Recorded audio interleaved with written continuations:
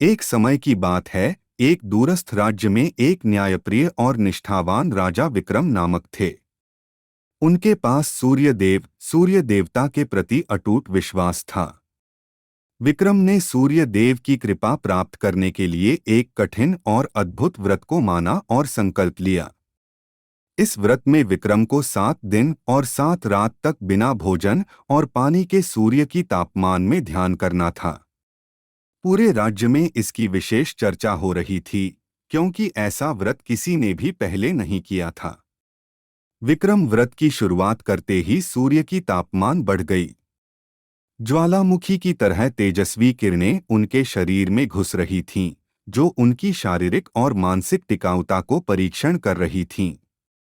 हालांकि राजा दृढ़ रहे, शक्तिशाली मंत्रों का जाप करते और सूर्य देव की पूजा करते रहे। तीसरे दिन व्रत के एक भयानक उपस्थिति दिखाई देने लगी।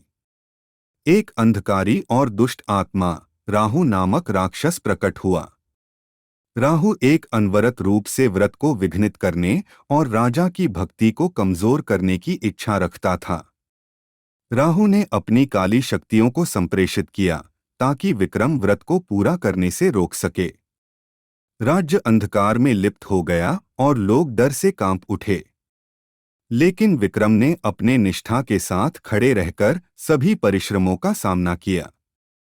7वें दिन पहुंचते ही प्रकाश और अंधकार का संग्राम अपने चरम पर पहुंच गया। राहु ने आक्रमण बढ़ाया, उम्मीद करते हुए कि विक्रम की आस्था टूट जाएगी। लेकिन राजा अटल रहे, उनकी भक्ति की रोशनी एक आशा की तरह उजागर हो गई। सूर्य देव ने विक्रम की अद्भुत आस्था को देखकर बहुत प्रसन्न हुए। उन्होंने आकाश से अपनी दिव्यता में उतरते हुए राहु को विलय कर दिया और उजाले को वापस ला दिया। सूर्य की किरणें आदर्श हो गईं और विक्रम को एक गर्म आलिंगन में ले लिया। सूर्य देव ने विक्रम को अपना आशीर्वाद दिया, उन्हें विज्ञान, संपदा और सुरक्षा का उच्चतम उपहार प्रदान किया। राज्य में आनंद मच गया, जबकि अंधकार को परास्त कर धर्म की जीत की घोषणा हुई।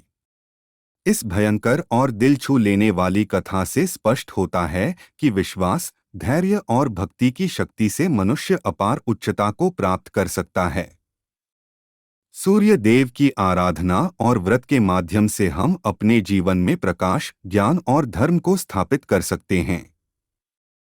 इस कथा को याद करके हमें यह याद दिलाएं कि शक्तिशाली देवता सूर्य हमेशा हमारे साथ हैं और हमें सदैव संरक्षण और मार्गदर्शन प्रदान करेंगे।